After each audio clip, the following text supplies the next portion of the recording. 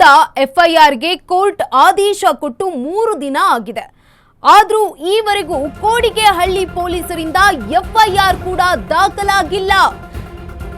ಪರಂ ವಿರುದ್ಧ ಎಫ್ಐಆರ್ಗೆ ದಾಖಲು ಮಾಡಲಾಗಿತ್ತು, ಆದರೂ ಕೂಡ ಈವರೆಗೂ ಕೊಡಿಗೆಹಳ್ಳಿಯಲ್ಲಿ ದಾಖಲೆ ಆಗಿಲ್ಲ. ನಿನ್ನೆ ಠಾಣೆ ಮುಂದೆ ಪ್ರೊಟೆಸ್ಟ್ ಮಾಡಿದ್ದ ದೂರುದಾರ ಮಧುಗಿರಿಯ ಕೊಡಿಗೆಹಳ್ಳಿ ಪೊಲೀಸ್ ಠಾಣೆ ಮುಂದೆ ದೊಡ್ಡ ಹೈಡ್ರಾಮಾ.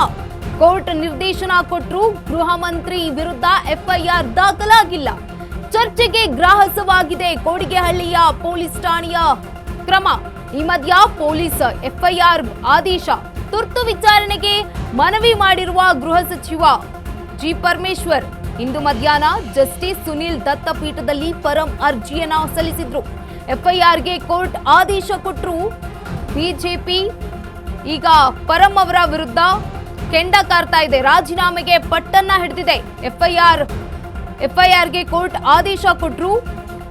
ಪರಂಗೆ ಬಿಜೆಪಿ ನಾಯಕರು ಪಟ್ಟನ್ನ ಹಿಡಿದಿದ್ದಾರೆ, ಪರಂ ರಾಜೀನಾಮೆಗೆ.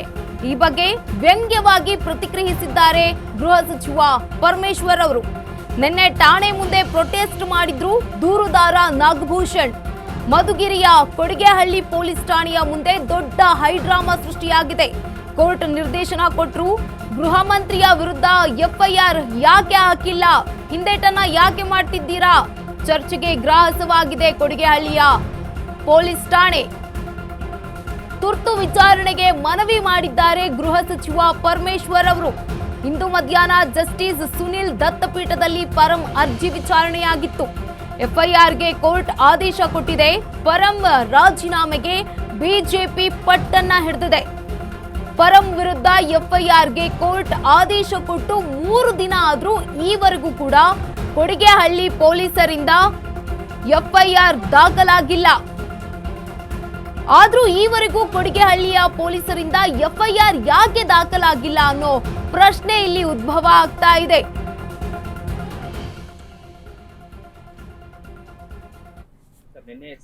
ಎಫ್ಐಆರ್ ಹಾಕೋದಕ್ಕೆ ಸೂಚನೆ ಕೊಟ್ಟಿದೆ ನ್ಯಾಯಾಲಯ ಅನ್ನೋ ಒಂದು ವಿಚಾರನ ಪ್ರಸ್ತಾಪ ಮಾಡಿ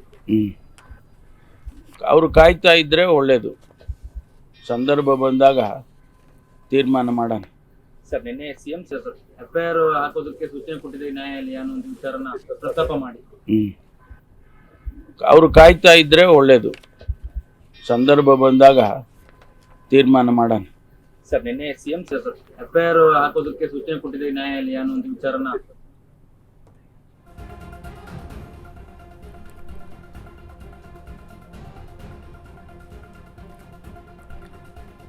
ಪರಂ ವಿರುದ್ಧ ಎಫ್ಐಆರ್ಗೆ ಕೋರ್ಟ್ ಆದೇಶ ಕೊಟ್ಟರು 3 ದಿನ ಆಗಿದೆ, ಆದರೂ ಕೂಡ ಎಫ್ಐಆರ್ ದಾಖಲಾಗಿಲ್ಲ. ಈ ಬಗ್ಗೆ ಹೆಚ್ಚಿನ ಮಾಹಿತಿಯನ್ನ ನೀಡ್ತಾರೆ ನಮ್ಮ ಪ್ರತಿನಿಧಿ ಅರುಣ್.